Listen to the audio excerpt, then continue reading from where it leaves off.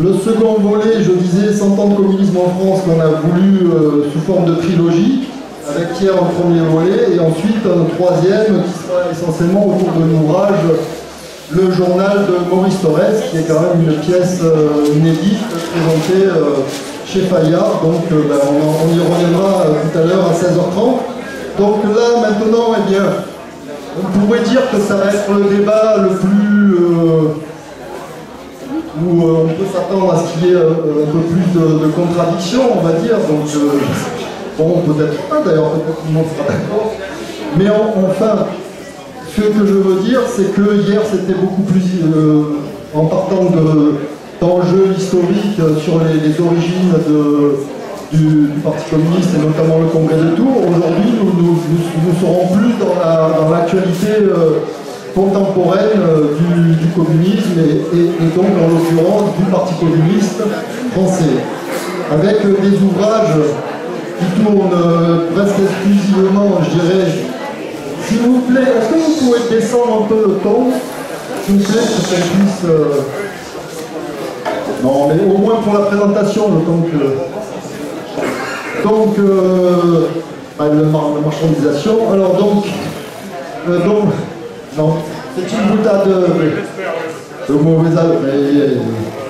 Alors, avec Serge Molikov, historien et co-auteur du Parti Rouge, une histoire du PCF 1920-2020, donc que vous avez à votre droite, c'est évidemment, comme son nom l'indique, le livre Tout Rouge. Donc il est co-auteur avec un autre des participants de cette rencontre, Roger Martelly, et puis Jean Vigreux, qui malheureusement ne peut pas être parmi nous aujourd'hui. Il avait, pour des raisons, parce que Paris, il y a une boutade, aujourd'hui j'ai piscine, donc maintenant aujourd'hui j'ai Covid, bon c'est une boutade là encore facile, mais malheureusement c'est la réalité actuelle, donc on souhaite en tout cas tout le meilleur à Jean, hein, d'ici on le salue. Hein. Donc voilà, donc j'ai présenté le premier ouvrage qui est publié chez Armand Collin, et en fait que vous ne trouverez pas encore, puisque c'est une avant-première pour la fête de l'humanité, donc profitez-en, hein, puisqu'il est ici et pour l'instant pas encore dans toutes les librairies. Ensuite, Anne Jolet, coordinatrice des cahiers d'histoire, revue d'histoire critique, donc qui est à la droite de Serge, voilà, qui est à l'extrême droite, pardon, Anne, enfin, à l'extrême gauche pour nous, hein, donc c'est une question de point de vue. Donc Anne Jolet, donc, que nous saluons. Ensuite, Julien Michy, donc ici présent pour l'ouvrage Le Parti des communistes. C'est chez une nouvelle maison d'édition, on va dire, hors d'atteinte, qui a beaucoup d'ambition dans les sciences sociales, notamment, enfin dans les différentes disciplines des sciences sociales. Donc c'est avec intérêt qu'on suit toujours le parcours de réflexion sur les communistes de Julien Michy. Alors j'ai oublié, avant de passer aux autres intervenants, évidemment, de saluer notre partenaire, la Fondation Gabriel Péri, grâce à qui déjà ce débat en partie a lieu, et puis qui sera retransmise, la rencontre sera retransmise et diffusée sur le site de l'Humanité, et très certainement sur le site de la Fondation Gabriel Péri, dont Serge Molikov, au passage, est membre du conseil scientifique. Voilà. Donc ce n'est pas le président d'ailleurs, il précisera les choses, mais en tout cas il est membre du conseil, il représente le conseil scientifique de la Fondation Gabriel Péri. Donc Julien Michy à ses côtés c'est fait, donc et Gérard Streff, auteur de l'ABCDR amoureux du communisme. Alors Gérard Streff, c'est une longue histoire qui commence d'amour, c'est une longue histoire d'amour que nous entretenons depuis quelque temps, mais avec l'Humanité notamment, hein, puisqu'il a fait quelques belles heures de l'Humanité, et puis il continue son parcours amoureux dans le champ communiste, avec, il a aussi été un communiste, l'hebdomadaire, hein. Il est toujours d'ailleurs, puisqu'il est diffusé sur Internet. Voilà, et on appréciait ses billets amoureux aussi. Donc voilà, donc il est là en tant que militant, que passionné du communisme, donc il nous dira ce qu'il en est. Et puis son dictionnaire qui part de sa première fois, voilà, et puis jusqu'à aujourd'hui. Voilà, donc Roger Martelly pour finir en tout cas les intervenants d'aujourd'hui, donc la présentation des intervenants d'aujourd'hui, donc historien et auteur donc je le disais, co-auteur du Parti Rouge, mais surtout, puisque c'est là qu'on va avoir un petit peu un débat, le PCF, alors j'avais la double énigme. Une énigme française, en fait, voilà, il y avait peut-être au départ un autre titre, mais là c'est une énigme française, donc c'est plus simple à comprendre, encore mieux. Donc voilà, donc une fois que les livres sont présentés, en fait, on voit à peu près l'objet du débat. Moi, peut-être je partirai du travail de synthèse sur 100 ans, parce que le Parti Rouge, le sous-titre, c'est une histoire du PCF 1920-2020. Donc en quelque sorte, on pourrait dire que c'est en cette année 2020 la synthèse la plus fouillée, approfondie des trois parmi les meilleurs spécialistes du communisme français. Donc l'histoire du PCF 1920-2020, donc Serge Volikov, peut-être vous pouvez ouvrir le bal, ou en tout cas, en quelques mots, dire cette histoire du PCF, évidemment, elle est à la fois une histoire d'organisation, elle est aussi une histoire de militants, de femmes et d'hommes, Donc voilà, donc peut-être ça va rejoindre d'ailleurs les travaux de d'autres de nos auteurs, ou en tout cas du propos, mais en fait c'est à la fois, lorsqu'il est créé le Parti communiste en 1920, c'est à la fois un parti avec donc sa matrice socialiste, et puis donc des femmes et des hommes. Donc c'est ce que vous dépeignez dans votre ouvrage, voilà, avec toutes les grandes pages de l'histoire du communisme en France. Donc à vous, Serge Volikov, pour dire, est-ce que, voilà, entre cette dualité organisation et individu, en fait, comment se situent les communistes français, en fait, parce que peut-être qu'il y a des particularités, des singularités. Alors, merci beaucoup pour cette présentation ces questions emboîtées, et il est certain que dans 3 minutes vous allez me faire signe en disant qu'il faut être court, mais le privilège du journaliste, c'est lui d'être avec de nombreuses questions, donc je donnerai l'impression de ne pas vouloir répondre à vos questions, ce qui n'est pas vrai. Sur le fond, la question de départ qui est tout à fait juste, c'est effectivement un ouvrage de synthèse. Et pourquoi un ouvrage de synthèse? Parce qu'il nous semble qu'un public assez large, de jeunes, de moins jeunes aujourd'hui, a droit à un ouvrage de synthèse sur l'histoire du Parti communiste. Il en existe finalement un petit nombre, et même ceux qui existent sont un peu anciens, sinon parfois vieillis.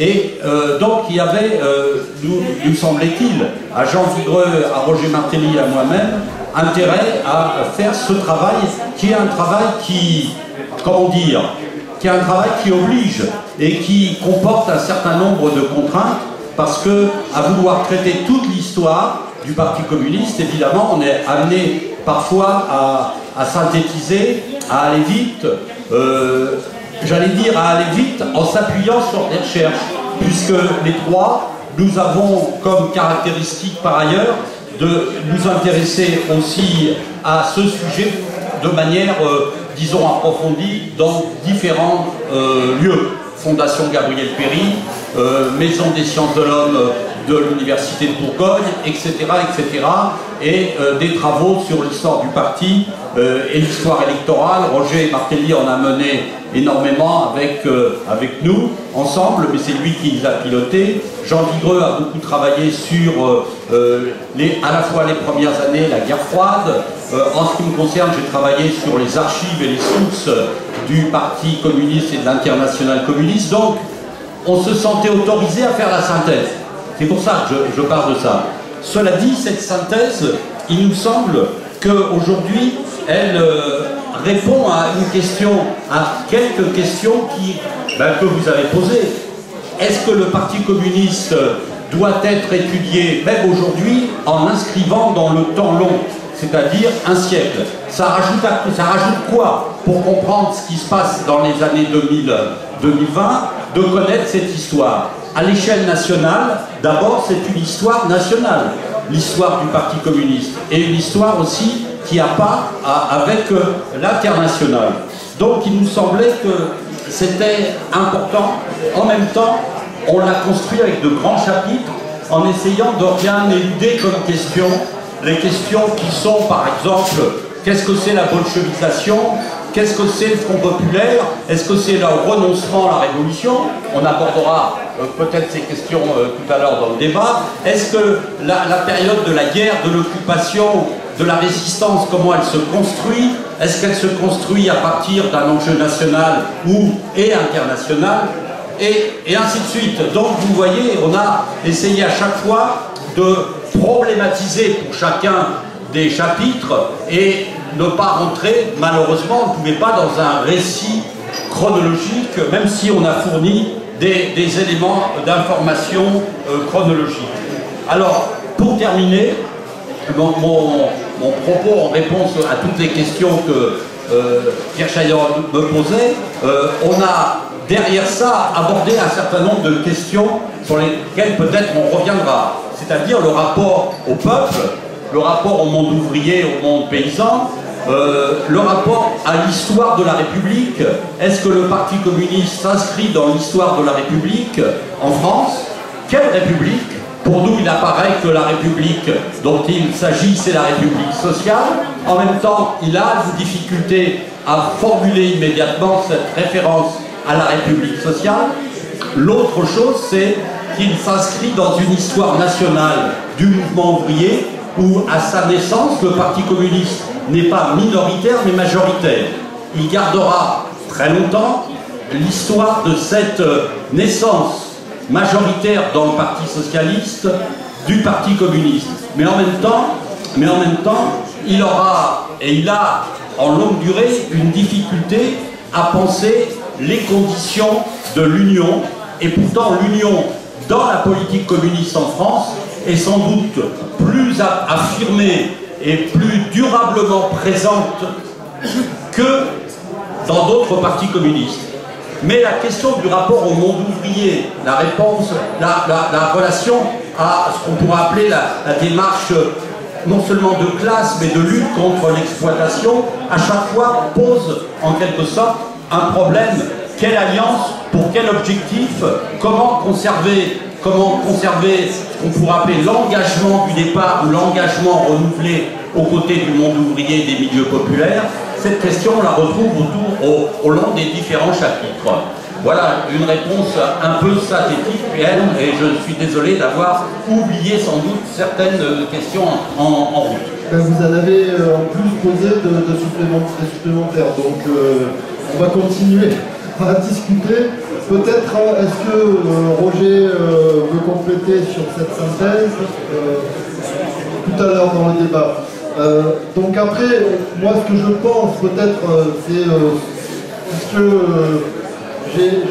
j'essaye peut-être de mettre un peu de titiller sur la question entre le rapport entre les communistes et le Parti communiste, puisque en fait c'est un peu, je trouve, le point commun des ouvrages, hein, même si effectivement la synthèse historique doit traiter des différents enjeux, qui soient de rapport entre les formations en France, politiques, avec les questions de la prise de pouvoir, donc toutes ces questions sont importantes, mais s'imbriquent dans comment les femmes et les hommes de ce pays se sont inscrits, chacun et chacune à sa façon, dans ce combat. Voilà. Donc peut-être que Gérard Treff, lui, pourrait éclairer un peu cette question en partant de son approche qui est totalement personnelle. Oui, tout à fait. D'abord, moi, je veux me féliciter du nombre de livres qui sortent en ce moment sur communisme, histoire du communisme. On n'est pas encore arrivé au bout de la liste d'ouvrages et de recherches. Ça, je trouve ça très, très stimulant. Ensuite, je veux dire que je suis pour multiplier dans le parti, dans la prochaine période, dans les fédés, dans les sections, des débats sur le communisme et sur l'histoire communiste. Ma récente expérience de quelques débats montre qu'il y a un formidable intérêt chez nous pour notre propre histoire que nous ne connaissons parfois plus, et un intérêt aussi de parler du communisme aujourd'hui. Alors, moi j'ai voulu apporter ma petite musique à partir d'une thématique très personnelle. Pourquoi je suis devenu communiste? J'ai adhéré en 1968. Les raisons d'ordre international étaient très importantes. Non pas d'ailleurs des raisons qui me porteraient vers l'Est, mais vers le Sud. Le Vietnam, c'était un élément déterminant, mais plus généralement le tiers-monde, la solidarité avec le tiers-monde. Voilà. Ensuite, il y avait à cette époque-là une grande diversité d'offres quand même. Il y avait plusieurs partis chinois, il y avait plusieurs partis gauchistes, il y avait plusieurs partis socialistes, il y avait un parti communiste. Bon, le fait est que peut-être c'est la lecture de l'UMA d'ailleurs et d'un édito tendrieux, voilà, qui m'a poussé ce jour-là, de début mai 68, à adhérer. Et la troisième raison, c'est que je viens de Lorraine et moi j'ai le souvenir éternel de cette rue ouvrière à Geoff où chaque jour, pendant les 3 ou 4 000 ouvriers rentrent et sortent de l'usine, mais au-dessus de l'usine, il y a un château. Et le château, c'est le château des Devanel. Et ça, quand j'étais petit, j'étais intrigué. Pourquoi un château? Puis ensuite, j'ai été agacé, puis ensuite, je suis devenu communiste à cause du château. Parce que je trouvais que c'était totalement injuste. Voilà. Donc, c'est l'argument que je développe dans ce livre. Il est écrit sous forme de dictionnaire. J'aurais voulu que ce soit un dictionnaire amoureux, mais vous savez que l'expression dictionnaire amoureux est rachetée par Plomb, donc vous ne pouvez pas l'utiliser, comme quoi, hein, la propriété, c'est le bubol. Et donc, c'est l'abécédaire, ce qui veut dire que ce sont des articles courts, pour pas lasser aussi le lecteur, des articles si possible vifs, voilà. Et puis, bon, encore un mot, pourquoi je suis resté communiste au bout de 50 ans? Ben, probablement parce que ce défi que me lançait en quelque sorte ce château en 68, ce défi il est toujours là. Les riches de 68 sont 1000 fois plus riches aujourd'hui, et ça c'est insupportable. On a l'impression d'avoir perdu une sacrée bataille, et si je suis communiste, c'est pour prendre ma revanche. Voilà. Bravo. Bon. On a beaucoup à applaudir si vous voulez, mais donc on continue, alors peut-être toujours, parce que évidemment Julien Michi qui a écrit, publie donc le parti des communistes, en partant donc de ce petit propos, cette approche personnelle, là, donc maintenant Julien Michi, c'est une approche de chercheur et qui justement avance une thèse concernant ce parti des communistes. Quelle est-elle? Au départ, c'est le même constat qu'ont fait Serge et ses co-auteurs, c'est l'absence de synthèse sur l'histoire du mouvement communiste. Donc on part du même constat, et donc peut-être on pourra voir comment on l'a développé de manière peut-être différente, de manière souvent similaire. Alors peut-être moi l'originalité, c'est qu'effectivement il y a une combinaison des outils de l'histoire et de la sociologie, et que c'est une approche, en fait c'est une histoire des militants communistes, en mettant l'accent sur l'engagement, donc c'est sur un siècle d'engagement communiste, et en mettant notamment l'accent sur les militants ouvriers et sur les femmes, puisque le Parti communiste, dans toute son histoire, jusqu'au début du XXe siècle, se singularise par le fait que c'est d'abord un parti ouvrier avec une élite militante d'origine ouvrière. Et aussi le second point, c'est que c'est le parti le plus féminin de tous les partis de France, donc très largement, au niveau de ses effectifs, au niveau de ses élus, au niveau de sa direction. Donc il y a eu un rapport avec le féminisme et avec les militants qui a varié, avec le rencontre avec le féminisme radical dans les années 20. Ensuite, un certain recul conservateur sur le plan de la morale, qui a quand même caché un engagement féminin très fort, notamment de femmes issues des classes populaires qui ont en fait exercé un féminisme pratique en militant au Parti communiste, parce que tout simplement militer en tant que femme d'origine populaire dans un parti au cours du XXe siècle, c'est déjà s'opposer aux normes de genre, aux normes sociales qui régissent la vie politique. Donc l'accent est mis sur l'engagement des militantes et des militants. Et derrière, donc, il y a plusieurs fils, donc c'est aussi chronologique, c'est aussi une synthèse avec l'objectif de donner des bases sur l'histoire du Parti communiste français. Et aussi, donc, ce que je mets en avant, c'est le caractère ambivalent, à mon avis, qui structure vraiment la mobilisation communiste, c'est que c'est à la fois un mouvement d'émancipation collective et individuelle, donc par les acquis sociaux qui sont obtenus grâce à la pression directe ou indirecte du Parti communiste sur l'État, sur le capitalisme. C'est un mouvement d'émancipation individuelle pour les militants qui s'engagent, qui découvrent un horizon culturel et de fréquentation sociale qui est inespéré pour eux par rapport à leurs origines. Donc il a bien une fonction d'émancipation, c'est un outil de lutte contre l'exclusion politique des classes populaires, contre la domination patronale dans les entreprises, et en même temps, le second volet, c'est que c'est aussi une institution qui a eu un sectarisme, qui a enfermé les militants, qui n'étaient pas ouverts aux divergences internes. Donc il y a ces deux faces-là, et qui, à mon avis, ne sont pas simplement une face positive qu'on pourrait rattacher au fait qu'il y a une partie française liée au mouvement ouvrier républicain du Parti communiste français, et de l'autre côté, une dimension internationale liée à son ancrage dans le système communiste international. À mon avis, c'est beaucoup plus complexe. Et ce que je mets en avant dans l'ouvrage, donc peut-être qu'on en rediscutera, c'est que l'inscription du Parti communiste français dans une logique républicaine au milieu des années 30, ça a entraîné aussi des logiques très conservatrices sur la mobilisation, à rebours de ces années plus radicales précédentes, notamment pour le féminisme, puisqu'en s'intégrant dans une logique républicaine avec la politique familialiste, avec l'aspect conservateur d'un certain discours républicain sur la grandeur de la France, sur la virilité française, il y a eu un recul par rapport au combat féministe, par rapport au combat anticolonialiste.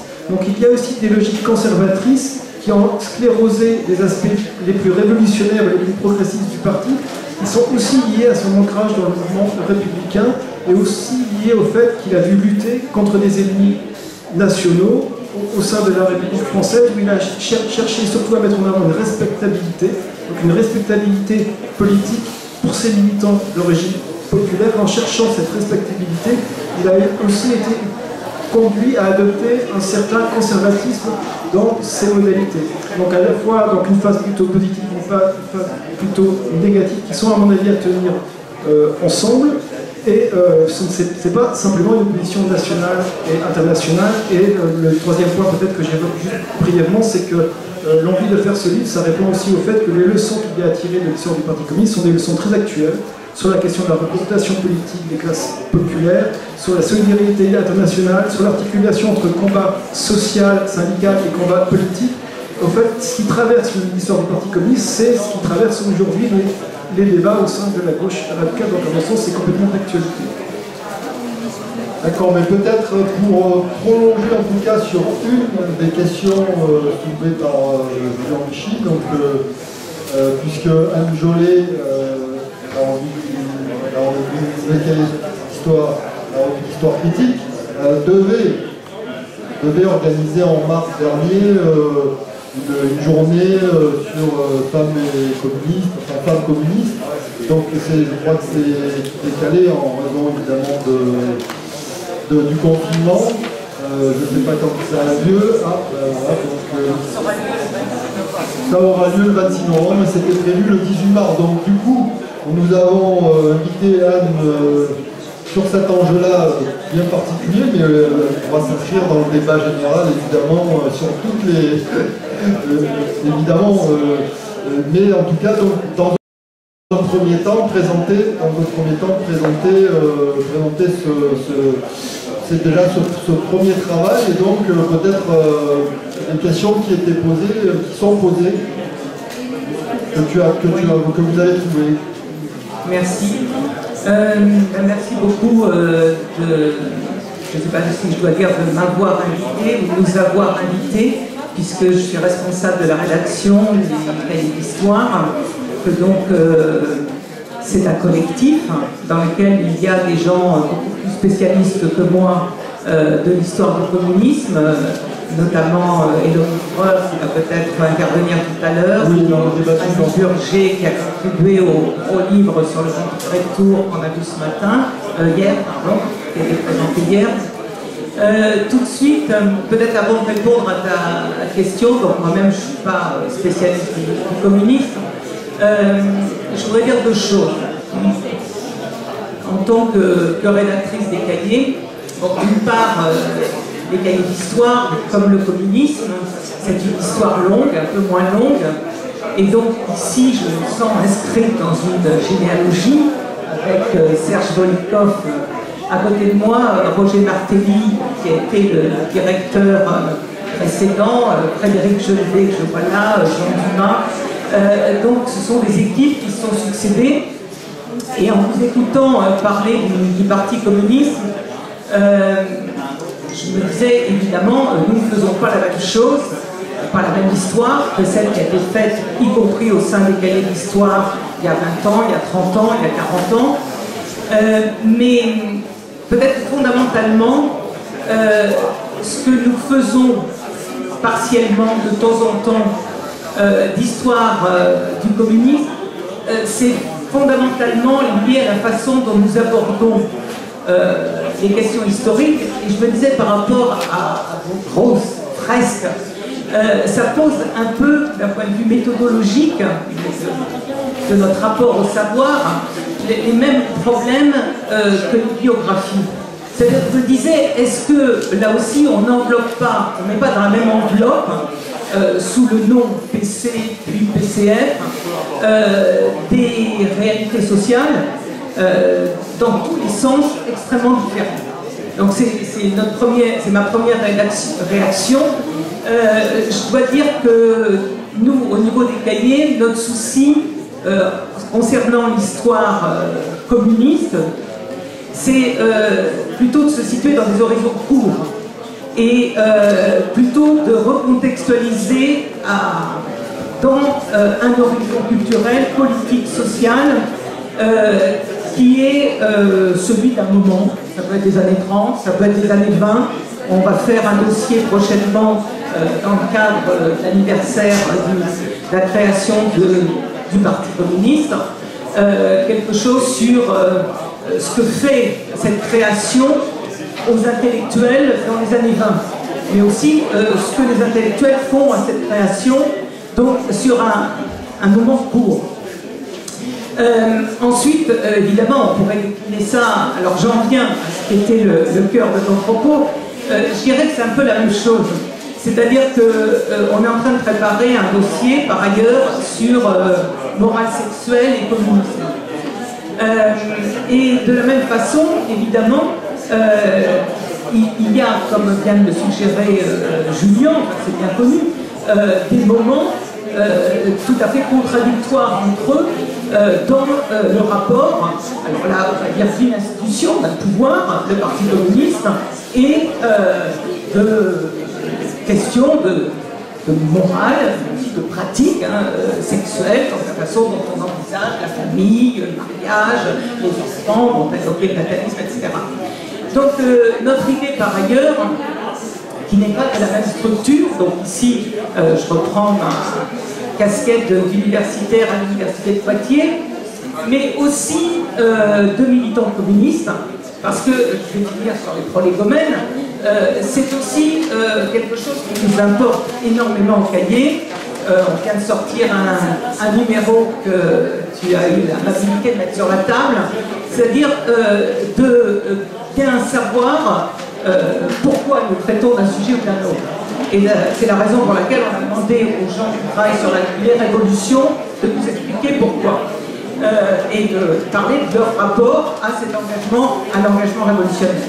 Alors, de ce point de vue-là, cette journée à Poitiers, qui s'intitule en termes universitaires « Les communistes à l'épreuve du genre », c'est une journée qui est à la convergence de la vie sociale du Parti communiste dans la Vienne, et on a répondu en tant que chercheur, en tant que laboratoire, à un souci des communistes, et notamment un très vieux militant et responsable, Paul Fromentel, qui est décédé malheureusement cet été, de réfléchir ensemble avec les outils des sciences sociales à cette question des femmes, de leur forme de militantisme, de leur place dans le Parti communiste. Alors on n'a absolument pas l'ambition de ce qu'a développé Julien ou de ce qu'ont développé mes camarades et amis dans leur synthèse, mais le souci c'était de se placer du point de vue de l'histoire du genre, du point de vue de l'histoire des femmes, et d'entrer par ces entrées, ces interrogations dans l'histoire communiste. Alors je ne sais pas si ce que je dis est très clair, mais pour nous, d'un point de vue d'histoire, d'historien, c'est quelque chose d'extrêmement important. Je vais finir tout à fait là-dessus. La problématique qui, pour ma part, me tient particulièrement à cœur, parce que pour le coup, c'est du vécu de femmes communistes, c'était est-ce que les femmes communistes sont des femmes comme les autres? C'est-à-dire que c'est la question du rapport à la norme sociale, y compris à la norme hors du Parti communiste. C'est-à-dire, est-ce que les femmes communistes des années 60, elles ont plus à voir avec les autres femmes des années 60, ou plus à voir avec Kollontai ou certaines révolutionnaires des années 20. Donc voilà la façon dont se structure cette entrée. J'espère qu'il y aura beaucoup de travaux sur les femmes communistes qui ont quand même été toujours très nombreuses et très actives dans ce parti, avec néanmoins des relations, une place dans les instances de pouvoir qui était loin d'être égalitaire et qui en partie a reproduit des effets d'assimilation de genre extrêmement forts. Alors on va finir, donc on a fait exprès de mettre cette affiche qui est l'affiche d'un congrès du Parti communiste, que certains reconnaîtront peut-être, qui nous a paru à la fois très sympathique et en même temps presque un peu inquiétante avec ces hommes nombreux autour de cette femme. Alors je dirais pas qu'aujourd'hui c'est la même chose, mais on voit quand même qu'il y a une relative, y compris rareté, de la présence, y compris des historiennes, d'où notre façon d'entrer par l'histoire des femmes, parce que dès qu'il s'agit d'histoire communiste et d'histoire notamment des partis, du Parti communiste, encore aujourd'hui, les historiennes sont assez rares, et pour avoir fait des comptes sur votre beau livre, j'ai compté qu'il y a à peu près 13% de signatures femmes dans ce gros ouvrage de synthèse de 2020. Voilà. Donc là maintenant, ça va peut-être passer donc, à si, après ce premier tour, un peu des réactions ou sur les uns les autres rebondir, peut-être Roger. Est-ce qu'il y a un autre micro? On va essayer de se les répartir. Il n'y en a que 3? Bon, alors on sera avec les 3. Oui, je veux bien dire quelques mots dans cette discussion. Effectivement, il y a beaucoup de publications qui sont en cours, qui vont paraître dans les semaines et les mois qui vont venir, sur le Parti communiste et son histoire. J'en rajoute un à ce qui a été présenté, qui est là devant. C'est un ouvrage collectif qui a été fait par le musée d'histoire sous la responsabilité du musée d'histoire vivante de Montreuil, qui est un livre collectif sur le congrès de Tours, qui a pour particularité par rapport à d'autres qui sont présentés là de bénéficier d'une iconographie d'une très grande richesse qui est en elle-même, j'allais dire, aux contributions historiques. Donc vous avez là un livre qui est intéressant, en même temps c'est un beau livre. 100 ans, ça permet de réfléchir. Et je pense qu'il faut profiter de ce 100e anniversaire pour réfléchir sur le phénomène communiste en France, sur l'histoire du communisme en France. Et j'aurais tendance à dire que c'est quelque chose qui doit intéresser pas seulement les communistes. Parce que parler de l'histoire du Parti communiste, c'est en fait parler de l'histoire de la politisation populaire, notamment ouvrière. C'est parler en fait de l'histoire du mouvement ouvrier. Le mouvement, c'est à la fois de l'associatif, du syndical, du partisan. C'est réfléchir aussi tout simplement à l'histoire d'une tradition politique qui est d'une part la tradition plus générale de la gauche et plus précisément de cette originalité française qui est un élément d'interprétation, de compréhension du phénomène communiste, qui est la tradition que l'on peut appeler plébéienne révolutionnaire, qui naît en 1789, qui marque l'histoire nationale française beaucoup plus que d'autres histoires nationales. Il faut en profiter pour réfléchir. Et réfléchir, ça signifie effectivement ne pas cacher à un moment donné les désaccords possibles, en respectant les points de vue. Par exemple, Julien, que je vais lire avec passion, comme tout ce qu'il écrit, d'ailleurs, suggère au fond l'idée qu'on a un parti communiste qui, dans une première étape, au fond, exprime une originalité prolétarienne et révolutionnaire radicale, qui est remise en question à partir des années 30 par un processus d'institutionnalisation. J'avoue que j'entends et j'intègre une part de la lecture critique qui fait de cette période, mais je n'ai pas le même regard sur, je pense en particulier, aux années 30 et au tournant qui est le tournant du Front populaire. Mais je reviendrai peut-être d'une autre façon. Moi, je fais partie, j'allais dire, je suis communiste, même si je ne suis plus membre du Parti communiste, je suis communiste et je suis de la génération communiste de Gérard. C'est-à-dire, je suis entré en communisme en 68. Et j'allais dire, à partir de ce moment-là, quand je me suis mis à travailler sur l'histoire du parti, évidemment, j'ai été marqué par ma propre expérience. Et ma propre expérience, elle était toute simple. C'est quand j'ai adhéré au Parti communiste en 1969, ce Parti communiste était le principal, j'allais dire, parti politique reconnu dans le monde ouvrier, et il était le premier parti de gauche. Et par la suite, il a décliné jusqu'à aujourd'hui occuper une place réelle, mais relativement marginale, très affaiblie dans l'espace politique français. Et je dois vous dire que ma préoccupation, ça a été de comprendre ça. Et ça, pour moi, c'est ce que j'appelle une énigme, ou une double énigme, ce qui avait été le premier terme. Pourquoi ?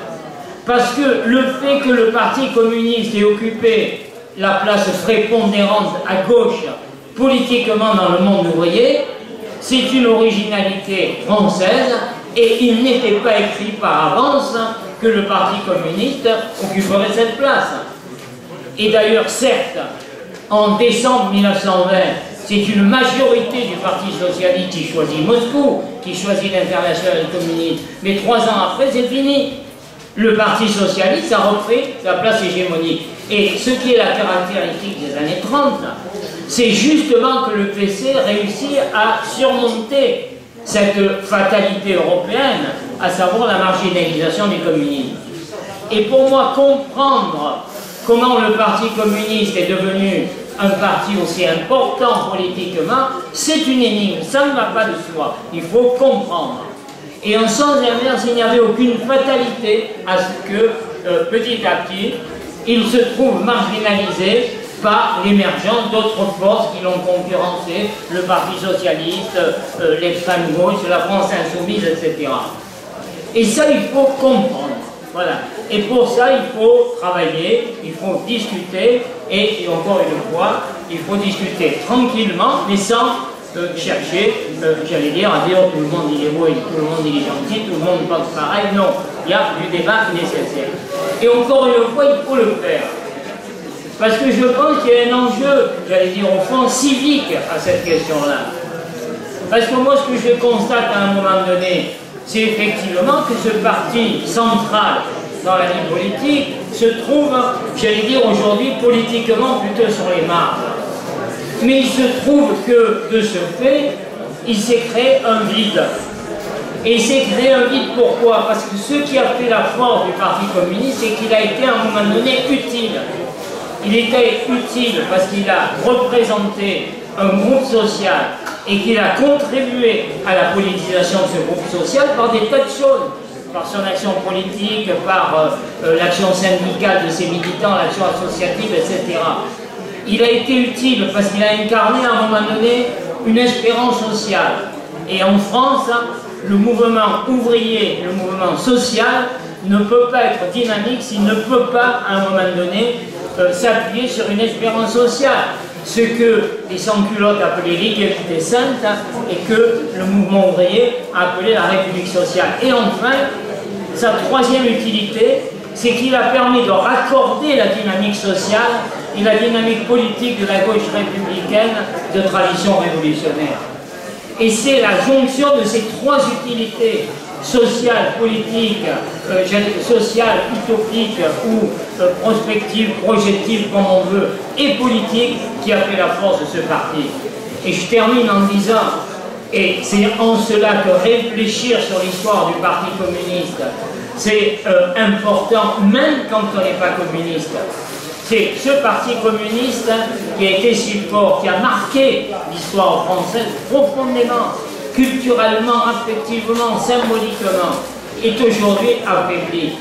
Mais du coup, j'allais dire, la politisation populaire est en panne, le mouvement ouvrier se trouve dans une situation difficile et la gauche, n'en parlons pas. D'une certaine manière, il n'a plus la place qu'il a occupée dans le passé, mais cela crée un vide qui, pour l'instant, est un vide qui n'est pas comblé. Et que cela pèse et sur la politisation, les catégories populaires ne se reconnaissent pas dans la politique institutionnelle, ça pèse sur la gauche, qui est une gauche affaiblie, qu'on le veuille ou qu'on ne le veuille pas, et pas simplement parce qu'elle n'est pas unie, elle est affaiblie, et que donc ça pèse, j'allais dire, sur le devenir démocratique du pays. Comment combler ce vide? C'est pas moi qu'il faudra demander, c'est pas l'histoire de le dire. Par la poursuite et la relance du Parti communiste, par autre chose, l'histoire ne le dit pas, c'est une affaire civique. Mais réfléchir sur l'histoire, c'est à mon avis fondamental si l'on veut penser de façon nouvelle la repolitisation des catégories populaires, la relance à un moment donné d'un mouvement, parce qu'il n'y a pas de classe sociale qui ne puisse s'émanciper sans mouvement pour le construire et sans construction politique adaptée, j'allais dire, à cet objectif. Réfléchir à l'histoire du PC ne donne pas de leçon, mais en tout état de cause, c'est un élément intéressant, fondamental, si on veut réfléchir sur la politisation en France, sur le devenir social de ce pays et sur le devenir de la gauche. Alors peut-être Gérard Strel qui relevait son frein depuis tout à l'heure, mais est-ce que Gérard, vous êtes d'accord à saisir cet appel de Roger à comprendre? Je suis d'accord avec le début de son explication, c'est une des rares fois où je suis d'accord avec Roger, de remonter l'histoire du communisme à 89, aux luttes populaires du 19e, à la Commune de Paris. Et ça, c'est un élément tout à fait fort de notre histoire à nous. Parce que, je vais dire un mot sur l'international, si on est devenu communiste, c'est aussi en référence à Moscou. Mais si ça n'avait été que Moscou, une fois que Moscou s'est effondré, on aurait dû s'effondrer aussi. Or, il y a une tradition communiste qui revient de beaucoup plus loin. Ceci dit, je trouve qu'on a toujours un peu de difficulté à évoquer l'enjeu international dans notre histoire. quand même, si on est devenu communiste, c'est aussi parce qu'il y a eu l'international communiste, des conditions, des rapports tout à fait particuliers, des considérations très dominées avec Moscou, qui nous a quand même compliqué la vie longtemps. Puis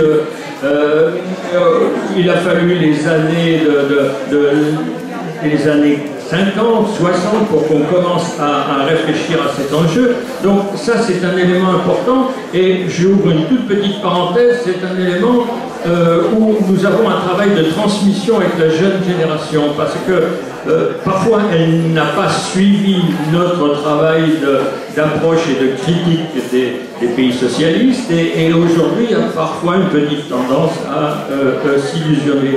Donc je trouve qu'un bout de ce que Roger appelle l'énigme, elle est là, elle est dans la dimension internationale et nos rapports avec ces pays-là, parce que tout de même l'effondrement de ces pays a joué énormément, qu'on le veuille ou non, dans l'affaissement de l'attirance communiste en France. Et puis le deuxième élément de cette énigme de l'effondrement, c'est que nous heurtons au milieu des années 70 à une vague libérale formidable dont on n'est pas sorti. C'est un courant d'idées idéologiques extraordinaires. J'entendais tout à l'heure Monique Pinson-Charlot dire on a gagné la bataille d'idées. J'ai un petit doute, c'est un petit peu plus compliqué que ça. Peut-être sur certains créneaux, certains thèmes, nous sommes majoritaires, peut-être. Mais en tous les cas, cette orgie libérale qui va nous plomber en 81, puis ensuite dont on ne se remettra pas, cette orgie, elle continue aujourd'hui. Donc je trouve que c'est peut-être l'un des bouts d'éléments d'explication de l'énigme, parce que sinon, évidemment, on va dire c'est Pierre-Paul Jacques, c'est Robert, c'est un peu plus compliqué que ça. Alors Serge, Louis, vous voulez réagir donc peut-être Oui, je voulais réagir, mais en étant, moi, je ne suis pas systématiquement en désaccord pour faire débat. Hein. Par exemple, quand Gérard dit c'est un peu plus compliqué que ça, je suis d'accord. Vous voyez, moi je suis pour un débat constructif. En ce qui concerne la problématique de l'énigme, depuis 50 ans, on va dire, ou 40 ans, les difficultés du Parti communiste pour maintenir sa place dans le système politique français, il est évident que n'importe quelle personne, même qui ne fait pas de la recherche, qui est militant ou qui a envie de comprendre, il se dit il y a des raisons externes et peut-être des raisons internes. Et il n'est pas grossier d'évoquer, même si on est attaché aux luttes populaires, même à l'histoire du Parti communiste, d'aborder aussi la partie qui est la partie des causes internes. C'est une des caractéristiques de l'histoire du Parti communiste.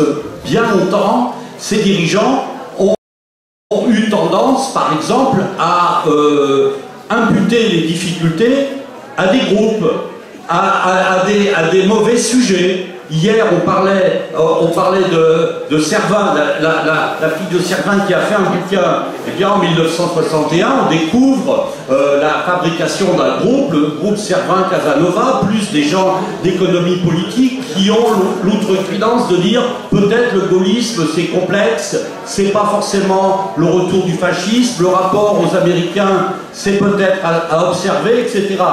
Et comment la question est réglée? Eh bien, les choses ont changé, on n'est plus dans les années 30 ou 40, mais quand même, ils sont mis de côté, et c'est plus que dommage. Et surtout, il a fallu attendre 40 ans pour qu'on revienne sur la question. Donc, cette réflexion interne, je pourrais prendre d'autres exemples. La direction du Parti communiste, et Gérard Streff s'en souvient, moi-même, à cette époque, j'avais un engagement politique, disons, secondaire, mais quand même effectif. À la fin des années 70, on réfléchit sur les leçons de 1956. Et on dit peut-être que le Parti communiste a pris du retard dans l'analyse du 20e congrès de l'URSS et ses conséquences. Vous voyez, quand même, je ne vais pas faire un développement détaillé. Il y a bien aussi à réfléchir sur ces questions qui ont été la mise au placard d'un certain nombre de problèmes. Je terminerai par une question à ce sujet qu'on a abordé dans le bouquin, c'est le bilan de la participation gouvernementale entre 1981 et 1984 pour les communistes. Ce bilan, cette réflexion, est-ce qu'elle a été menée, est-ce qu'elle a été réfléchie, non pas en termes de personnes, mais quand même en termes d'expérience globale? Vous voyez que là, il y a du grain à moudre pour la recherche historique, sans que ça soit, en quelque sorte, a priori, du côté de ceux qui veulent du mal au Parti communiste.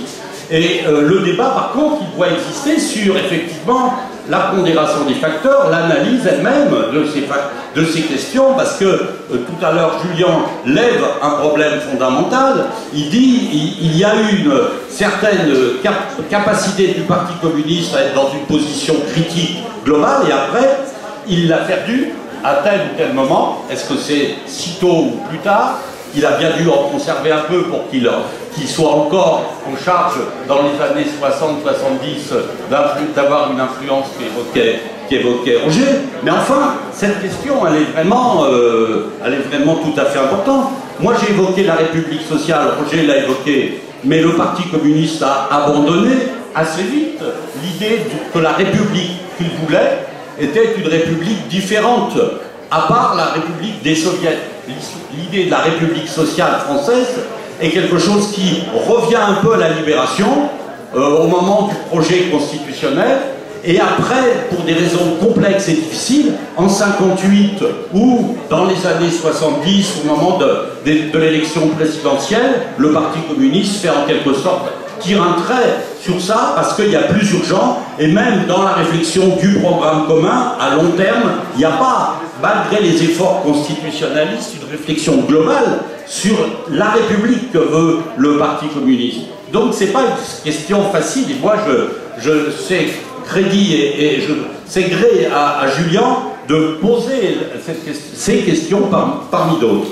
Juste, puisque, non pas chacun parle de soi, mais chacun parle de ses activités, je voudrais dire quelque chose à propos de la Fondation Gabriel Péri, parce que hier, il y a eu une très belle table ronde où on a parlé de l'expo du musée de Montreuil, des bouquins, de l'expo des affiches du Parti communiste, mais on n'a pas complètement dit, hier, parce que faute de temps, sans doute, que cette expo d'affiches, 100 ans d'affiches du Parti communiste, avait été pris en charge par la Fondation Gabriel Péri et relayé sous une forme numérique que vous pouvez aller consulter sur le site de la Fondation Gabriel Péri, une exposition numérique avec à la fois une chronologie historique année après année sur 100 ans, avec des documents qu'on continue d'alimenter et qui sont mis à la disposition de tous. Et dans la période actuelle, il me semble que le numérique, c'est pas seulement le jour de la fête, où d'ailleurs, je pense qu'il y a beaucoup de choses qui sont en ligne, mais pas l'histoire, et pas le débat sur les livres. J'ai remarqué ça. Je pense qu'il faudra améliorer. Moi, que tu peux transmettre, c'est mon point de vue. Hein. Je ne vois pas pourquoi les seules activités qui ne sont pas mises en ligne au numérique, c'est le débat sur les bouquins. Dernière chose, je voulais dire que la Fondation Gabriel Péri, elle a aussi le souci de poursuivre le débat, et avec tous les auteurs, on a en tête, à la fin du mois de novembre, d'organiser une rencontre auteurs et lecteurs dans les conditions qui seront possibles, mais le 28 novembre dans Agné-Meyer, pour organiser telle rencontre et tel débat.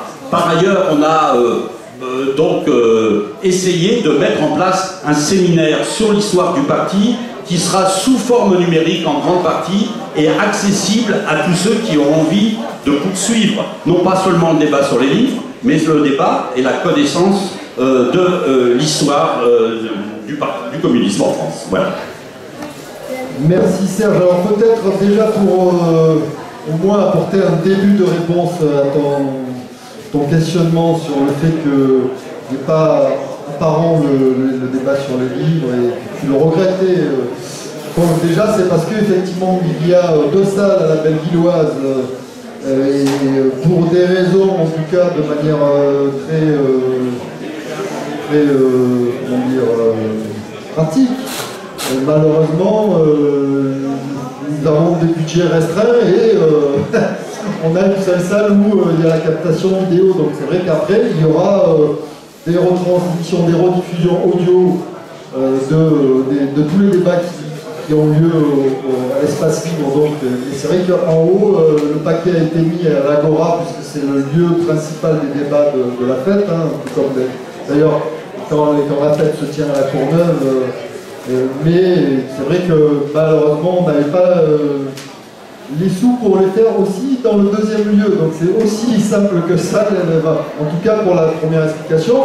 Heureusement, la Fondation nous donne les moyens de filmer, et donc ça retrouvera un peu sa place de manière, bon, voilà, un rattrapage qui se fera modeste mais sérieux. Et donc merci encore Serge. Ce que je voulais préciser peut-être avant de donner la parole à Julien Michi, puisqu'il a été à 2 reprises au moins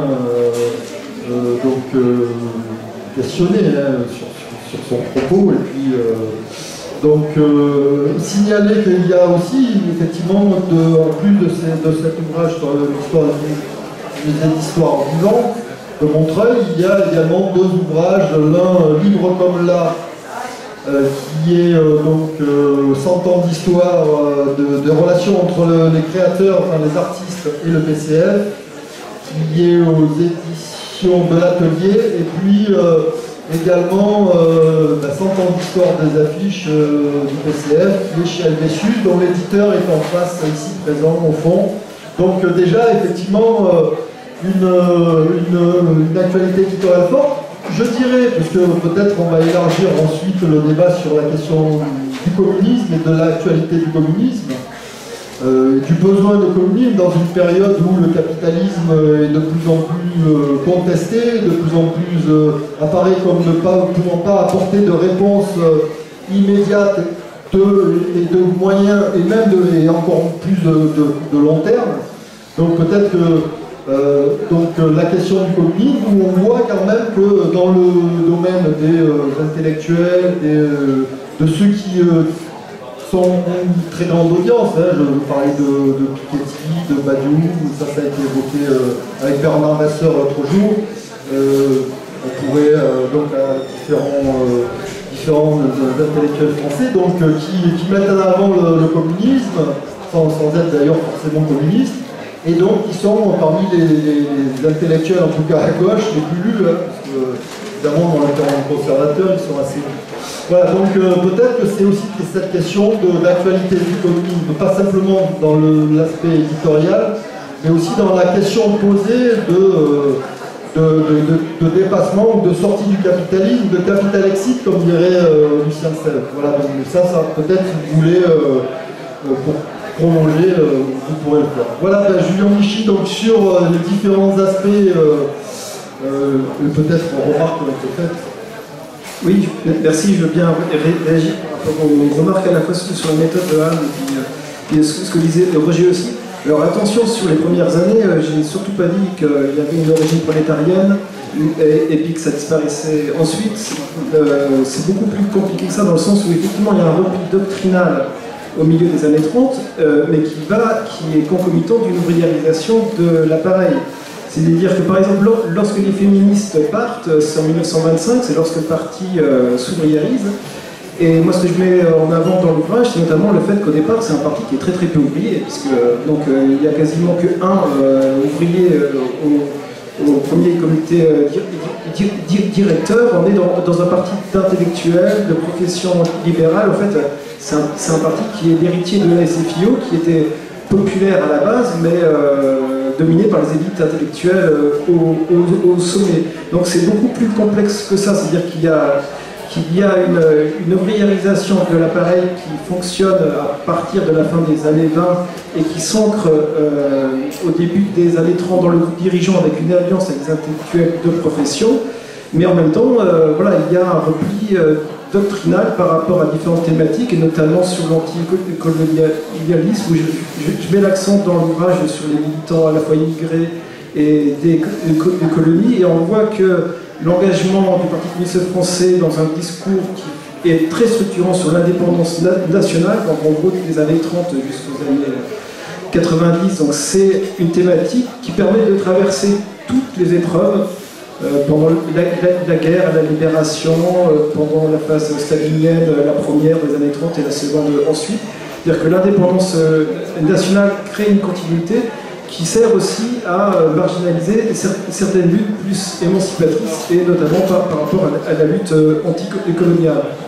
Sur la méthode, ce que je veux dire aussi par rapport à ce que disait Anne, c'est aussi une différence entre un article dans une revue et qu'un ouvrage. Parce que quand on a 730 pages, en fait, on peut quand même aller sur la contextualisation, faire très attention à une contextualisation fine aux catégories qui sont étudiées, alors qu'effectivement, lorsqu'on fait un article, ce qu'on a l'habitude de faire, on est sur une période très courte. Et l'avantage d'un gros livre, c'est de pouvoir aller à fond dans la contextualisation, en ciblant certaines périodes où on met plus d'accent, mais ça reste méthodologiquement très solide. Et pour poursuivre sur cette question-là, parce qu'au départ, il y avait la question des militants, moi, ce que j'ai voulu faire, ce n'est pas une histoire populaire du Parti communiste français, c'est-à-dire que ce n'est pas une histoire par les militants de base, par les minorités, parce que je pense que c'est assez vain si ce n'est pas articulé avec une analyse de groupe dirigeant, et en gros avec un jeu d'échelle. On peut comprendre ce que vivent les militants à la base, c'est-à-dire dans les entreprises et dans leurs communes, que si on comprend tous les processus de socialisation, de politisation, d'engagement qui jouent sur plusieurs échelles, avec l'échelle départementale, l'échelle nationale et l'échelle internationale. Donc, à mon sens, ça marche que s'il y a un travail sur cette articulation, et que c'est se voiler la face que d'estimer pouvoir faire une histoire par en bas du Parti communiste français qui serait que sur des militants qui auraient peu de responsabilité. Puisqu'il y a vraiment un continuum de position, et les militants de base, même en étant très différents, appartiennent au même monde communiste. Donc c'est aussi une réponse par rapport à Anne sur le fait que tu disais qu'il y avait une diversité. Moi je la suis complètement, c'est-à-dire que la diversité elle va jusqu'en URSS. Donc, ce que j'ai fait dans l'ouvrage à chaque fois, c'est des comparaisons, pas des comparaisons, des mises en parallèle avec ce qui se passe en URSS. Notamment en montrant que lorsque les syndicalistes rentrent dans le Parti communiste français, c'est au nom de la lutte contre la domination patronale, pour instituer des contre-pouvoirs ouvriers dans les usines, et en même temps l'URSS, les syndicats servent à des objectifs de productivité et d'encadrement et de discipline de la main-d'œuvre ouvrière. On est dans les deux cas de communisme, très variés, très différents, et moi je pense qu'il faut tout prendre en compte. Ça ne veut pas dire qu'il y a une influence automatique de l'international sur le national, mais il y a un ensemble cohérent derrière ce label, cette marque, cette étiquette, ce mot communiste qui fait quand même sens pour les militants. Donc même s'il y a cette diversité entre un paysan qui peut militer, un enseignant, un dirigeant, entre des syndicalistes qui sont réprimés en URSS et des syndicalistes qui sont valorisés en France, sur les femmes c'est la même chose sur ces décalages. Donc des fois il y a un lien de cohérence, mais souvent c'est des processus parallèles, mais à mon sens il faut pouvoir avoir la prétention de montrer, d'analyser ce qu'est le communisme par-delà sa diversité et même par-delà ceux qui restent au parti, puisque en fait il y a un mouvement communiste très fort. C'est pourquoi souvent dans l'ouvrage je parle de mouvement communiste, pas toujours de parti communiste, puisque ce mouvement communiste, anticolonialiste, qui se diffuse au niveau associatif ou syndical, il dépasse très largement le parti. Il y a quand même un point commun autour de ce vocable qui fonctionne et qui est quand même toujours aussi utilisé aujourd'hui. Donc là c'est encore plus compliqué parce que là il y a vraiment une émancipation par rapport au parti. Mais quand on parle de communisme, donc ça peut être très négatif, il y a un rejet très fort, ça peut être ce que j'évoque sur la quatrième de couverture, ça peut être associé au capitalisme chinois, la mondialisation. Mais pour beaucoup, et y compris dans les jeunes générations, c'est quand même le mot le plus simple lorsqu'on cherche un mot qui signifierait une alternative au capitalisme. Et que derrière le rejet du capitalisme, qu'on soit ou non membre du parti, qu'on l'ait été ou pas, et le mot communisme vient très très vite. Donc c'est pour ça qu'il y a un enjeu probablement à garder et à analyser ce que recouvre ce mot avec les militants qui ont participé au parti et à ceux qui peuvent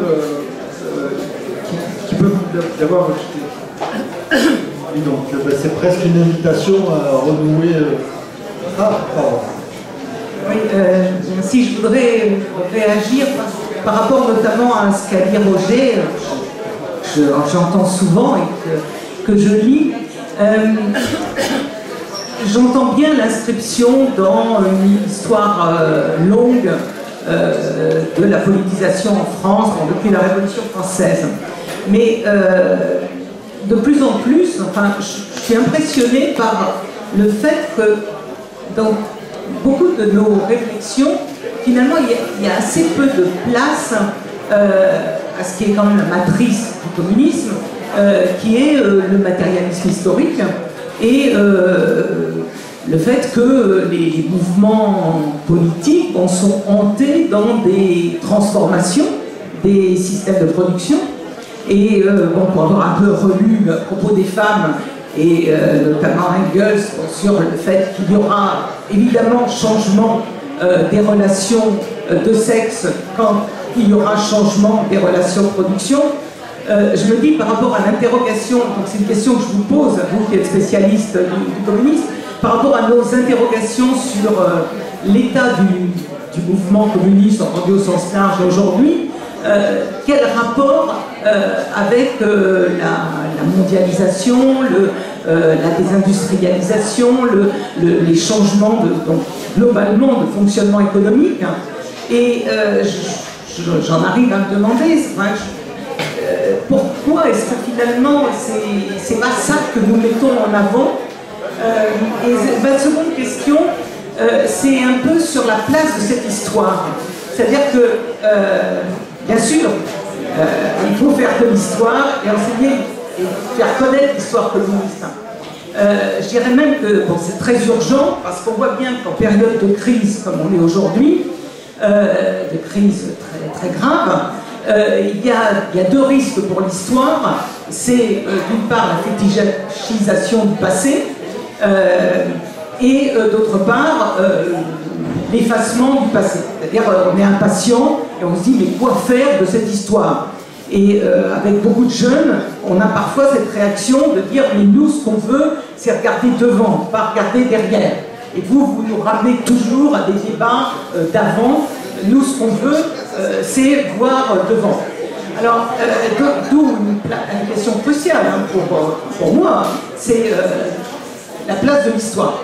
Donc, par rapport à ça, effectivement, je comprends bien ce que nous faisons tous. Hein, on ne veut pas des fétiches, on veut de la compréhension du social. Et en même temps, voilà, pour penser le présent, je me dis peut-être la projection peut être possible que si on a aussi cette analyse de notre système socio-économique. Et parfois, j'ai l'impression qu'on fait les deux choses de façon un peu disjointe. Je veux dire tous, hein, collectivement. Et que peut-être c'est là, enfin je repense à ce que disait Michel Rivers-Sarcéguer sur l'utopie, je me disais comment est-ce qu'on peut à la fois avoir de l'espoir dans une période d'incertitude.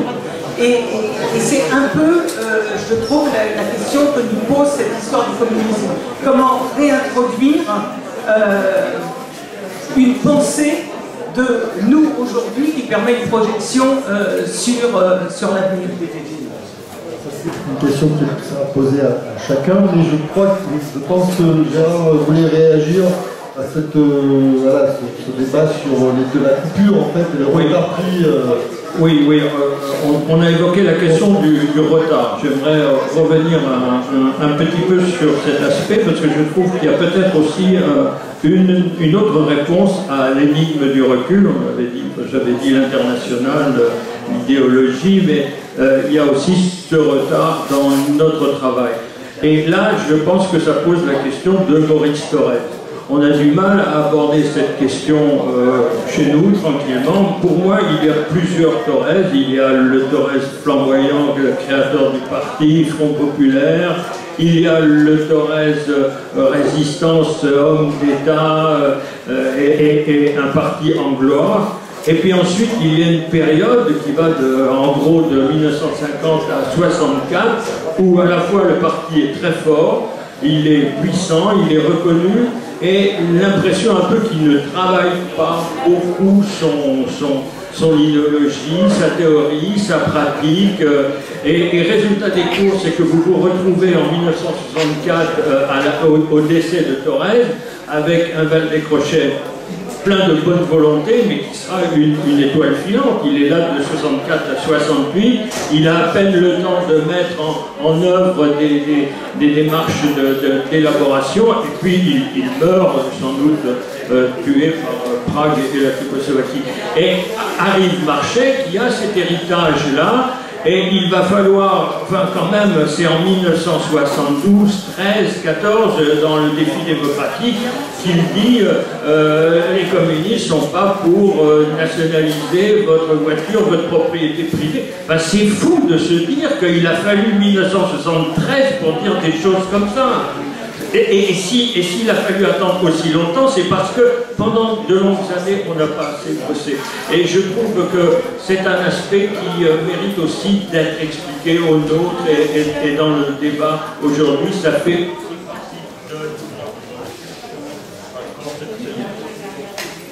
oui, ben, au passage, puisqu'on évoque Maurice Thorez, donc je rappelle qu'il y aura donc une rencontre autour du journal de Maurice Thorez, donc de 52 à 64, justement, donc ce journal qui est dans les années cruciales dont vous évoquez l'importance aux yeux, même si évidemment il y a les 30 années, enfin les 3 décennies qui forment une page de l'histoire de...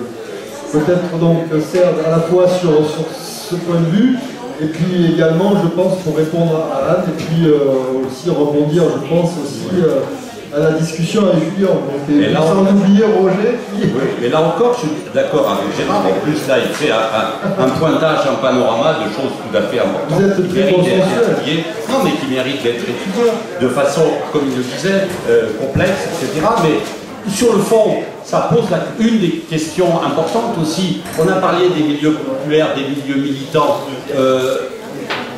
Julien a dit quelque chose tout à fait essentiel, c'est-à-dire d'avoir une approche globale du mouvement, même si l'enracinement populaire est fondamental, la radicalité ou l'originalité d'un parti ne peut se décliner et s'envisager que du bas en haut et réciproquement. C'est-à-dire qu'il ne faut pas exclure la question des dirigeants et la question de la culture politique des dirigeants. Parce que là, ce que vient de pointer Gérard, c'est en partie la formation et la culture politique des dirigeants. Dirigeants au sens large, il y a le groupe dirigeant, le fonctionnement de ce groupe dirigeant, les équipes et la manière dont ils sont promus, les écoles, l'expérience, la formation, etc. Pour avoir travaillé sur les années 55-56 du journal de Maurice Thorez, eh bien, je ne peux que souscrire complètement à ce que tu viens de dire.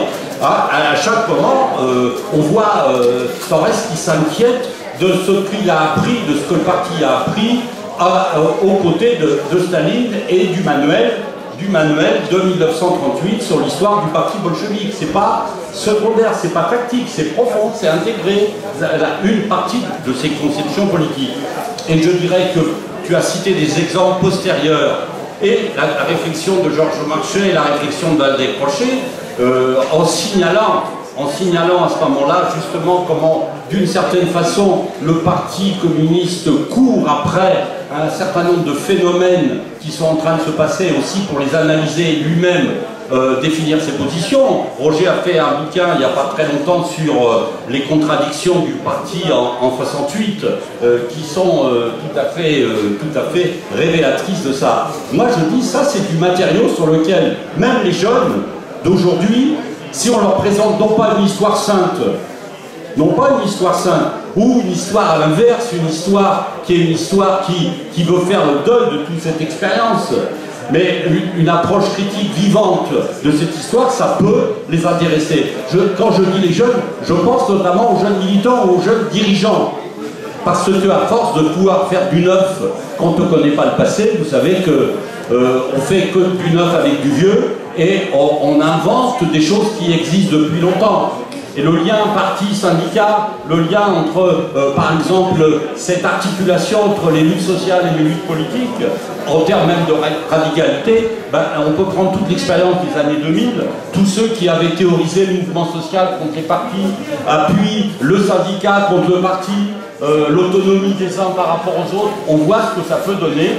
On voit ce que ça peut donner dans à la fois une capacité à la fois de critique, de colère, d'exaspération, mais aussi de vide, enfin de vide, d'espace qui n'est pas rempli. Je voudrais terminer mon intervention par une remarque, c'est le combat pour l'histoire. C'est une formule que je reprends à des historiens importants de l'histoire française, mais il y a un combat pour l'histoire du communisme en France.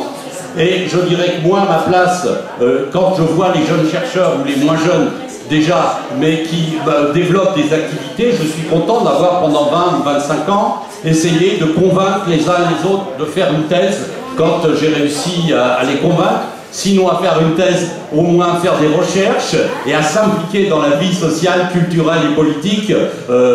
Et donc quand j'entendais hier Frédéric, quand j'entendais Alexandre à la tribune évoquer leurs travaux et leurs références, Alexandre Courban autour du livre de sur Marcel Paul, Frédéric autour de son activité au musée d'histoire, et je connais leur investissement dans la recherche où j'ai essayé de les inciter à... Et j'ai pas eu besoin de les inciter, ils avaient envie, mais je les ai épaulés, et il y en a d'autres. Je pense qu'on a gagné, on a obtenu que dans la recherche française, dans le domaine historique, il y ait une diversité de recherche et qu'aujourd'hui le nombre des livres qui sont faits soit par des militants, soit par des chercheurs, par des érudits, etc., ne peuvent pas ignorer le travail de recherche qui est fait ici dans telle université, la Fondation Gabriel Péri, etc., ou ailleurs dans tel labo de sociaux, et ainsi de suite. Et ce combat, il faut continuer à le mener. Et je dirais qu'il faut le continuer à le mener dans l'enseignement secondaire, il faut continuer à le mener dans l'enseignement supérieur. Et c'est pour ça qu'au niveau de la Fondation Gabriel Péri, moi je souhaite qu'on organise des débats qui soient en direction aussi des étudiants, des jeunes, pour faire connaître cette recherche. C'est pas du tout évident, c'est pas si simple que ça, hein. Ça demande un travail relativement méticuleux, mais on y arrive. Et même les anciens comme moi, vous voyez, continuent de s'y impliquer. Et donc, je vous invite notamment à suivre ce qu'on fait à la Fondation Gabriel Péri comme signalement, non pas pour contrôler ou pour accaparer la recherche, mais pour signaler et mettre en relation ces recherches. On fera prochainement, sur une page de la Fondation, de l'information sur tous les livres qui sortent, sur l'ensemble des livres, et on demandera aux auteurs de se présenter. On ne fera pas seulement demander, nous, à notre point de vue, mais on demandera à chacun des auteurs de se présenter de façon à engager non seulement le débat, mais les lecteurs à se faire une idée, des idées autour de ça. D'autre part, on fera la meilleure publicité et si possible le relais pour la journée sur l'histoire des femmes. On a prévu une journée, sans doute au mois de décembre, sur le Parti communiste, le congrès de Tours vu d'en bas, dans le prolongement de l'expo à Montreuil et d'autres travaux qui sont menés par Jean Digreux, avec différentes fédérations, avec différents chercheurs dans différentes régions, pour essayer de reconstituer ce qui s'est joué dans les différentes fédérations. Si on ne le fait pas en séance plénière dans une université, on le fera en numérique. Et on le fera en numérique, ça sera mis en accès à tout le monde. Parce que, et voilà. Oui, donc pour peut-être faire rebondir Roger, donc il y a ce travail historique donc, de compréhension, il y a très certainement aussi, je dirais, une compréhension politique de la situation. Donc les deux débats sont en quelque sorte mêlés au cours de ce centenaire. D'abord, je voudrais remercier publiquement Serge Bolico qui, pendant près de 40 ans, a essayé de me convaincre de rédiger une thèse, ce que je n'ai jamais fait. Mais je veux quand même le remercier de sa constance. Mais je veux... oui, non, là je crois qu'il a renoncé. Non, c'est la question d'Anne qui au fond, à quoi ça sert de faire de l'histoire un peu, à quoi peut servir l'histoire et en particulier quand on s'inscrit dans un espace qui est d'abord un espace militant, voué à la transformation et pas simplement à l'analyse de la réalité. Moi je dirais d'abord, je commencerai par ce qu'à mon avis l'histoire ne doit pas être. L'histoire, ça ne doit pas servir à se faire plaisir. Moi, je n'ai pas besoin d'une histoire dans laquelle les bons ont toujours été bons et les méchants toujours les méchants. Et que toujours les méchants ont été face, évidemment, aux bons. Ça, je dirais, ça participe, comment dire, affectivement d'un engagement. Et donc, quand je dis ça ne m'intéresse pas, j'exagère. Mais je pense que ça n'est pas ça l'essentiel. Pour moi, l'histoire, ça doit être en fait une histoire, comment dire, qui déjoue sur le fond ce que je pourrais appeler la fatalité. D'une part. D'autre part, l'histoire, ça doit être quelque chose qui permet de retrouver des grandes lignes de force dans une séquence historique suffisamment longue, par exemple un siècle. Mais ça doit être surtout de prendre la mesure de la complexité, de ne pas se contenter de la facilité. Ça n'est pas une école, ça doit être une école de combat contre l'idée de fatalité. Dans l'histoire, il y a des déterminations. L'histoire n'est pas indéterminée. Il y a des déterminations économiques, sociales, idéologiques, symboliques, fortes, qui structurent l'action des individus, qui constituent ce qu'on appelle parfois la contextualisation, l'arrière-plan, le fondement de l'action des individus. Mais l'histoire, et notamment l'histoire politique, mais pas seulement, c'est aussi une affaire à un moment donné, j'allais dire, de volonté, d'action consciente des hommes. Moi, je prends deux exemples en sens inverse, quasiment. C'est d'un côté, le début des années 30, 1934. Encore une fois, quand le parti se crée, c'est une majorité des militants socialistes SFIO qui choisissent l'internationale communiste. Mais au début des années 30, le parti communiste qui avait au départ quelque chose peut-être comme 110 000 adhérents n'en a plus que 30 000 au maximum, d'une part. Et du point de vue électoral, le Parti communiste à 8%, je dirais aujourd'hui 8%, parfois on pourrait s'en satisfaire, mais enfin, il a 8%, il est en recul, et le Parti socialiste est à 20%. C'est-à-dire que le parti pris, qui est le parti pris de décembre 1920, selon lequel on peut être à la fois révolutionnaire et majoritaire à l'intérieur de la gauche, au début des années 30, c'est un pari perdu. Quelques temps après, dès 1936, dès 1935, en fait, élection municipale, puis 1936, le mouvement se renverse. Et en 1945, c'est l'inverse. C'est-à-dire c'est le Parti communiste qui est le premier parti à gauche, et même, pendant un court temps, le premier parti de France. Et là, il y a de la volonté. De quelle manière? Mais aux années 30, par exemple, au début des années 30, alors que l'internationale communiste est plongée dans une stratégie qui s'appelle classe contre classe, qui isole, qui referme ses combats justement uniquement communistes contre le reste, j'allais dire, de la société politique, de le reste du monde politique. Il y a quelque chose qui s'amorce du côté de Moscou, mais timidement. C'est la remise en cause à Moscou qui commence des enfermements doctrinaux de la période, disons, classe contre classe. Et à ce moment-là, il se trouve qu'en France, il y a un groupe dirigeant, avec notamment un individu, qui est Maurice Thorel, qui sent qu'il est en train de se passer quelque chose, qui a pris conscience du risque d'isolement des communistes, et qui à ce moment-là, alors que tout n'est pas décidé complètement à Moscou, se saisit de l'ouverture, vers au fond, le rassemblement à gauche, la possibilité d'un élargissement, qui consiste non plus à dire que tout ce qui n'est pas communiste est négatif. À l'époque, on désignait les socialistes comme social-fascistes. C'est l'idée, à un moment donné, le monde ouvrier ne peut être reconnu et ne peut transformer la société que s'il est certes organisé sur ses propres bases, le mouvement ouvrier, mais s'il est capable politiquement de s'ouvrir pour conquérir les majorités.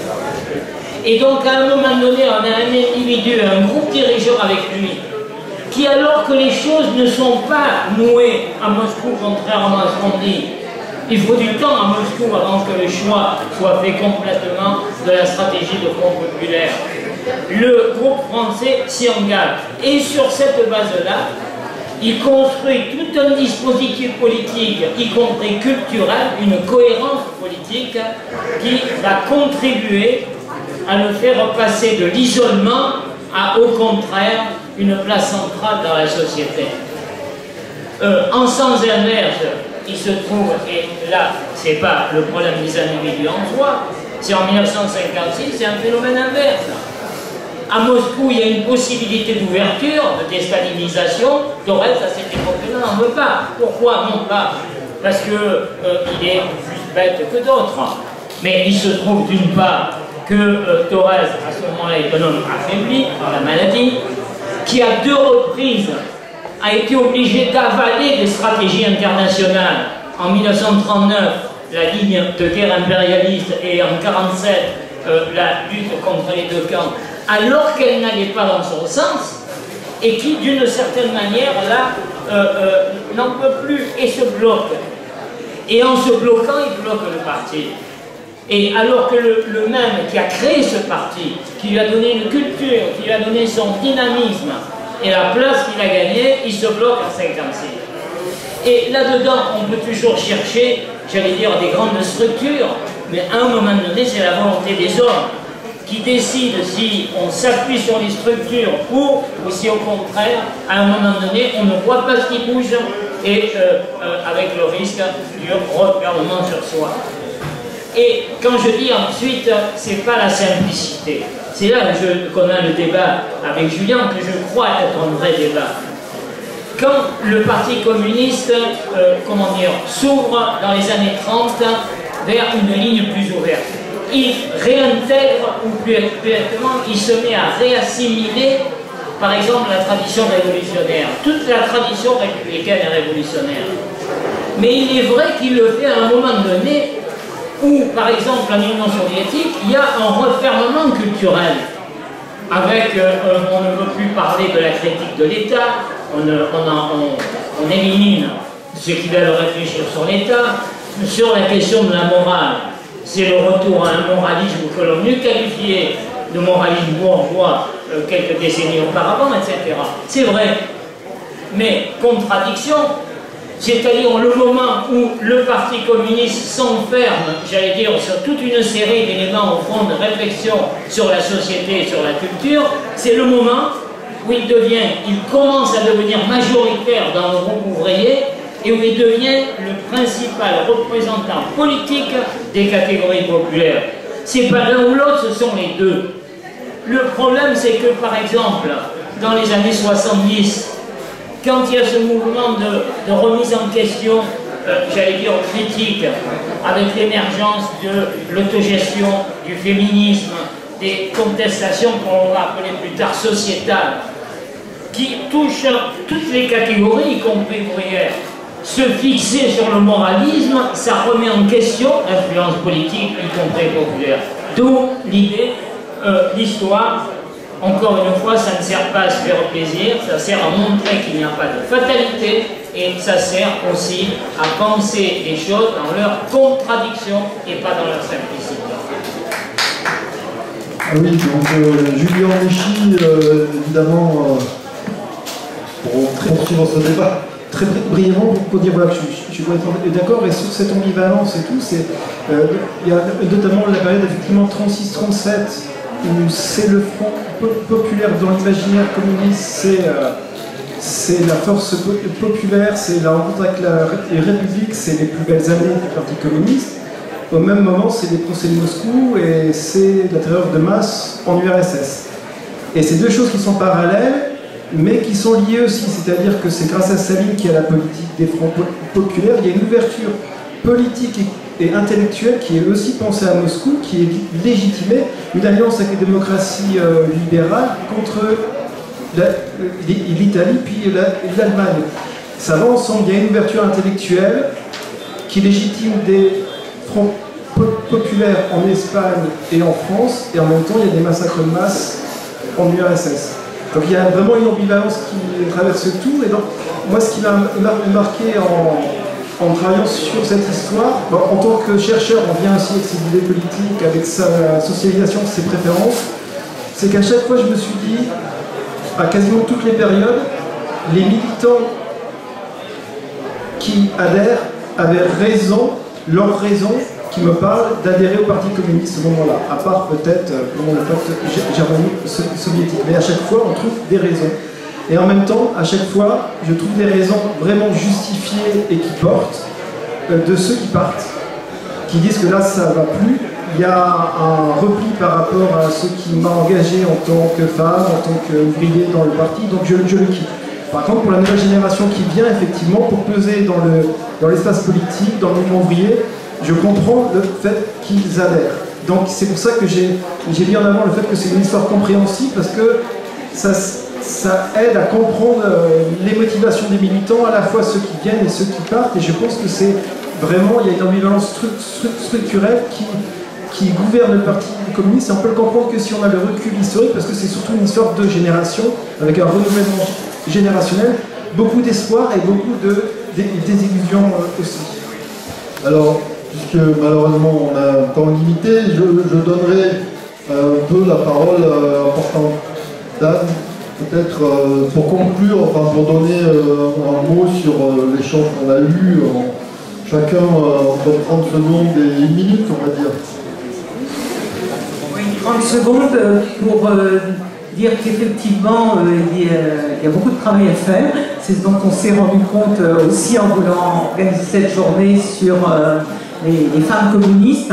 On s'est rendu compte aussi, mais c'est un appel à tous ceux qui s'occupent d'archives, et notamment la Fondation Gabriel Péret est bien placée pour s'occuper de ça, qu'en fait on a pour par exemple des élus modestes, ce que sont souvent les femmes, on manque quand même cruellement de sources.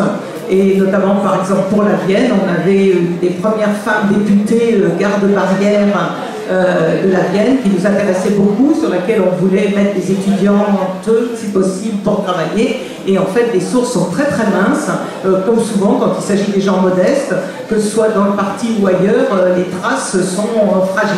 Donc je vous interpelle tous, vous qui êtes des spécialistes, et à nous envoyer aussi au cahier d'histoire des documents, parce qu'on publie ça aussi, et les documents commentés, je pense que c'est aussi très bien pour faire connaître notamment cet aspect divers du militantisme.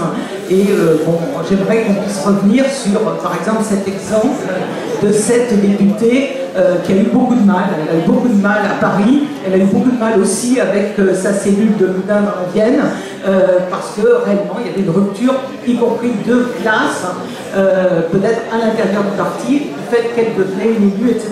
Donc plein de problématiques à ouvrir, et peut-être aussi des nécessaires collectes des sources.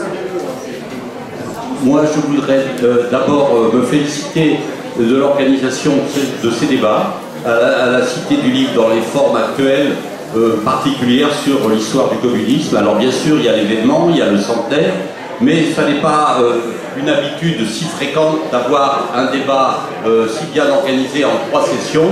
Donc je remercie l'humanité de cette initiative, et je dirais qu'elle va dans le même sens que les préoccupations de la Fondation Gabriel Péret. Alors évidemment là, vous vous dites Serge, il va dire quelque chose qui va nuancer son propos, vous le connaissez. Alors moi je me prête à rêver, après ce type de débat, et dans les mois qui viennent, qu'une fois, sous des formes variées, il y ait ce qu'on pourrait appeler une partie des catégories dirigeantes du Parti communiste ou d'autres forces de gauche qui s'intéressent à l'histoire. Parce que ce qui me frappe dans le paysage actuel, notamment des principaux responsables politiques, même ceux qui ont une certaine culture syndicale ou politique, c'est que les raccourcis sont vraiment tellement grands que souvent ils ignorent même qu'ils en font. Et donc, ça serait vraiment un moment important si, d'une manière ou d'une autre, les sessions, les événements qui vont se passer à la fin de l'année autour du centenaire fassent leur place à cette réflexion historique. En ce qui me concerne, nous essaierons avec la Fondation Gabriel Péret de contribuer à cela, en apportant des éléments du débat, de la confrontation, et finalement, je termine par un terme qui, moi, m'intéresse, y compris pour l'histoire, c'est la question de la mémoire collective et de la transmission. Je pense qu'un parti, une organisation, un mouvement, au-delà d'un parti, un mouvement ne peut se survivre, se développer que s'il a une capacité de mémoire collective. S'il n'a pas de mémoire collective, il ne peut pas même s'identifier, se construire et se développer et se renouveler. Et pour ça, les historiens jouent un rôle, mais il y a toute une activité qu'on va appeler de transmission patrimoniale. Et je pense que les uns et les autres, avec notre diversité, on y contribue. Voilà. Oui, il faut passer la juste dire qu'il y a une demande forte de formation dans le parti. Ça vient beaucoup. Je rappelle qu'il y a des mini-écoles d'un week-end qui sont mis au point, et donc une partie est l'histoire, justement, sur ces sujets. Oui. Non, pas. Et voilà, tu ne pas casser la tête. Mais c'est très bien, au contraire. C'est très bien de mettre en avant les initiatives qui permettent. Donc, eh bien, merci donc à nos différents intervenants de cette seconde session. Et puis, il y a eu très peu des finitifs de nuances sur ta remarque, Serge. Donc, je prends ça comme un encouragement à poursuivre. Et donc, je signale que justement, nous allons travailler à la publication de hors-série l'Humanité. Donc, je pense fin novembre, début décembre, donc sur l'actualité du communisme. Donc on posera les questions, évidemment, il y aura une page historique, un volet historique, mais probablement, l'ambition qu'on va avoir, c'est de poser la question du communisme aujourd'hui. Voilà, donc, mais c'est un débat qui sera poursuivi très certainement. Alors, mais évidemment, je vais répondre à votre question, madame. Donc ces ouvrages-là, on va pouvoir les trouver derrière la librairie, derrière dans le sas, là en passant par la porte.